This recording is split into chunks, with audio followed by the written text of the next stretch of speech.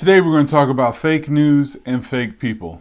Welcome to the channel, friends and frenemies, here where we apply logic and conviction to the news, politics, life, whatever is going on in our culture. I'm C. Scott, and this is my view. Happy New Year for all you out there. Glad you're coming back, taking an opportunity to watch this. Thank you so very much. Don't forget to like, subscribe, share, do all the good stuff, please, to help the channel as we continue into 2021. Been gone for a little bit. Did you miss me? I didn't think so, but I'm glad to be back and just got a little bit to share about what happened a couple days ago in the Capitol. Just want to give you my thoughts on that as we move on down the line. So the first part I want to talk about is fake news. The continuous fake news that we have to deal with, not being able to get the truth from our news sources. Remember, our journalists are supposed to be neutral people that give us information, tell us what's going on. They're not supposed to slant it to the right or to the left. They're not supposed to put their own spin on it, and they're not supposed to withhold information that we need. But as you know, things have continued on in this time, we continue to get fake news after fake news. The first piece of fake news that I want to look at and talk about is the fact that President Trump incited a riot and incited insurrection and the different things that some of the people are saying. I don't believe that Trump incited anything. You know, he did his speech, and there was a rally that was going on at the same time that the Senate, I believe, Senate or the Congress were supposed to be taking up whether or not the electoral votes would be accepted. I think he said something about going to the Capitol and they were there to protest. That was the point. That's what they were there to do. But he didn't say anything about breaking into the building and yelling at people or doing any type of violence, anything like that. Typically on our side, we know that we're not going to accomplish things through violence. That's not something that has happened here to date. So this would be a brand new event all of a sudden. And people have been saying this stuff about Donald Trump for way too long, about his rhetoric and this, that, and the other thing, and trying to blame him for things that either people decide to do on their own or have nothing to do with him, and they just want to point the finger and blame things on him. So again, it's just another piece of fake news saying that he incited. He didn't incite it. He didn't say anything that you can tie to him that would put the blame on him. It's also fake because if you look at the people that are saying that he incited and did all these things, those are the same people who have been excusing all the riots and civil unrest that we've been experiencing for most of 2020. A lot of people were talking about just being ready to be done with 2020 and can't wait for 2021. And one of the reasons for that were all the protests and the bitterness and the stuff burning and all the crap that was going on with that. Now, nobody was upset at the people who were destroying monuments. Nobody was upset they were defacing city property. They were breaking into Targets. They were having some type of, they wanted to call it consumer reparations. It was okay for them to break in stores and go steal stuff because they were just hurt and upset that somebody they didn't know died, usually because of an incident that they put themselves in. Now, I should have started out with this, but, you know, I don't condone them breaking into the Capitol, not condoning any type of violence, things like that. But what I do want to do is take a look at things squarely and compare them to other things that we look at. And so for people to stand out there and say that, oh, this is the worst, it's so terrible, it's so, you know, we just can't believe that these things will go on. And that's just way over exaggerated, and it's just not true. So the same people that are decrying all this, so the same people that are decrying what happened at the Capitol had nothing to say at all, or they were promoting the violence, the protests, the riots that were going on this summer. If you look back in time, you'll have Maxine Waters was saying at the beginning of the Trump administration, if you see Trump supporters or people that work for Trump, that you need to, if you see them in a restaurant or something, you know, surround their table, yell at them, let them know that they're not welcome, this, that, and the other thing. And back in President Obama's term, he was talking about how when they go low, we kick them. And Eric Holder, I believe, said that. And Barack Obama was encouraging people. I remember particularly one time when it was time for Thanksgiving and Christmas breaks, he was encouraging people to go home and to get in the faces of their family members and get in the faces of other people to talk about, how the right is wrong, and anybody opposing Obama, was just so terrible. And then even recently, you have Kamala Harris on tape saying that, excuse me, even then you have Kamala Harris on record saying that the protests weren't going to stop and that they shouldn't stop, and that great things, happen on the heels of protests. So none of these people had any problems with any type of protest, even though the damage was being done to private property. So if we're going to compare events, at least these people went to the place that had something to do with their grievance. They went to the place that had something to do with why they were upset and what they were protesting. They went to the people's house, right? They went there, and again, I'm not condoning any type of damage or violence or things like that. But again, we're comparing two things. It was okay for them to march the streets and hold up traffic and burn cop cars and break windows and break into buildings of Target and burn down Wendy's and loot this place and the Apple store and Saks Fifth Avenue and all this damage they did. Nobody had a word. Nancy Pelosi said, people will do what they do. And Kamala Harris, back to her, she was raising money, telling people to raise money to get people out on bail that were arrested for doing these things. But they, again, want us to act like this is the worst thing in the world that's ever happened in our country. And it's far, far, far from that. So the other piece of fake news that I want to look at real quick is it's just not as big of a deal as they make it. The news and the people on the other side are really trying to take advantage of the situation, and they are over exaggerating what happened here. Yes, there was a protest. Yes, people broke through and did some things that they shouldn't do. But again, it's not the worst thing that's ever happened in the world. It's not something that's so unseemly and so crazy that we just can't believe it. They're just way over exaggerating and playing their hands, and they're doing that because they want to add pressure to Donald Trump, and they want to add pressure to his followers, the people that agree with him, the people that voted for him. They are so upset that even though all the cheating that they had to do and all that stuff, they're still upset that more people voted for Donald Trump than had ever voted for a president before. They're saying Joe Biden got the most votes ever, but Donald Trump got the second most ever.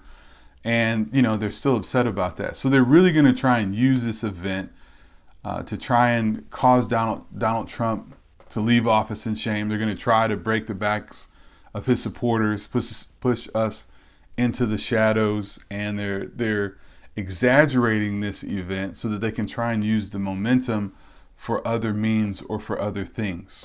So they want us to think that this is the worst thing ever, even though plenty of mayors, plenty of governors said that it was okay for the other riots to take place. There was one mayor, I don't remember what city she was from, maybe in Minneapolis or somewhere. She was saying that they wanted to give room to people that wanted to destroy and damage. Then you had over in Portland, they gave over an amount of city blocks to people that were protesting. And that was a zone that they kicked the police out of. And they made them leave a police station. And mayors and governors were okay in approving all this action. But then all of a sudden, one time when something happens, which I want to talk a little bit about what actually happened, then they're all acting like, again, it's the worst thing in the world. So it's over exaggerated. And it's just not true. And I hope that you don't fall into the trap and believe it. So we have to make sure that we are not swayed by the fake news that continues to come out, that they, continue to try and push and press and try and break down Donald Trump and the people who agree with him. We're still Make America Great. We're still America First. We're still here believing what we've believed. And this is really a movement that Trump stepped into that started way back before Barack Obama. And it was a part of, the Tea Party, but it's really a movement and a time where we, the people, are tired of what they're doing in government. We're tired of not being represented. I don't agree with the constantly weak, cowardly, no ability to fight Republicans that don't know how to get things done. The reason Donald Trump was so popular is because of what they're doing right now. So while they're using this fake news to try and bury Donald Trump, I think they're just going to harden our resolve to stand by him and to stand by anyone who agrees with us. So while Donald Trump may be leaving office, we are not leaving the scene. Another thing I wanted to mention before I finish this and before I forget was that there are actually pictures of known Antifa members that were a part of this rally, that were obviously some of the ones that were starting the problems. Again, I don't condone storming it, things like that. I'm not saying that Trump people had nothing to do with it. Of course, I believe some of the people that were there were dumb enough and gullible enough to go along with those that were causing trouble, but that's just not the way that we typically do things. So there are some pictures of some absolute known Antifa anarchists that were there. There was a cop who reported that they know of at least one busload, of Antifa people that were there on the scene. There are also people, testimony, a little bit of video here and there where they were showing some of the normal Antifa people that show up at every protest that are constantly trying to disrupt things. They showed up there with their pro havoc tools, with their door breaching tools and the tools that they use to break windows and things like that. So again, for everyone to try and lay this at the feet of Trump and make all these things out to be things that were done by Trump supporters are just people who are wanting to ignore the truth, not understand what really happened and went on. And of course, all of this just so happens to be timed for right when the senators, I believe it was, were going to begin to talk about the electoral count and debate whether or not that those counts should be accepted from the different states. So right as that was going on, all of a sudden we have people running through the Capitol, and of course the few senators and things that were still on the right decided to lose their will, and they went on later in that night to go ahead and accept the electoral college. So don't forget about all the other things that were at play. And so that's again why I say that it's fake news, because it's not something that happened organically. It's not something that Trump incited by himself, and it's not something that was done by Trump supporters. They grabbed some flags and they grabbed some hats, I'm sure, to fit in. But there are pictures and videos all over the place, if you're willing to look for it, that shows that this was influenced by outsiders. The other part that I wanted to look at is fake people. We are surrounded by fake people. So of course we know the left, they're the top of the list of fake people. They're okay with this type of rioting and violence, but they're not okay if you do anything that looks like it. It's so terrible, and the protests are considered mostly peaceful, even though the reporter is standing in front of a building that's burning on fire, even though their people have started fires and they block the way for the firefighters to be able to get to the damage. Even though that stuff is happening, we'll call that a mostly peaceful protest. But then when this little thing happens over here, oh my gosh, it's insurrection. It's terrible. It's it's putting our democracy at risk. All that crap is just not true. So we have to continue to contend and deal with these fake people on the left in particular. They're fake because they're double standard. They don't even stand by their own rules. They have their rules for them, and then of course they have the rules that they want you to follow. The other fake people we have are the fake Republicans and the people that are supposed to be holding up the banner, having our back that we put in office, and then they're punking out left and right, sounding like the people on the left. The Republicans have constantly been doing this crap since I've been paying attention to politics, which is getting to be a while now. Constantly weak, just don't know how to stand for the people on our side. We're the side that eats our own. But on the left, you can do anything. You can disgrace them, but they'll still circle the wagons and do what they can to protect you. But with us, I mean, you do anything that looks like, even though we know that the people on the other side are over exaggerating things or making things up, even though we know that on our side, if that happens, then, we'll dump all over that person and completely cut ties. So I've really had enough. I really hope there's somebody paying attention to all the people who are distancing themselves from Trump, like Lindsey Graham and Betsy DeVos. I finally started to like Lindsey Graham just now during the last couple of years of Trump's term, because he's always been a rhino. He's always been a weak Republican. So if he finally comes around, I think maybe during the time of Kavanaugh's thing where they were approving him in the Senate, he finally starts to come wrong, and he's the aide, and he's good and stuff like that. But then when it was time for the electoral college votes to happen, all of a sudden he's sounding like old weak Lindsey again. And so, we have a huge problem with that. So again, dealing with the fake news that I talked about earlier is just remembering how, they're so upset that this protest happened at the Capitol.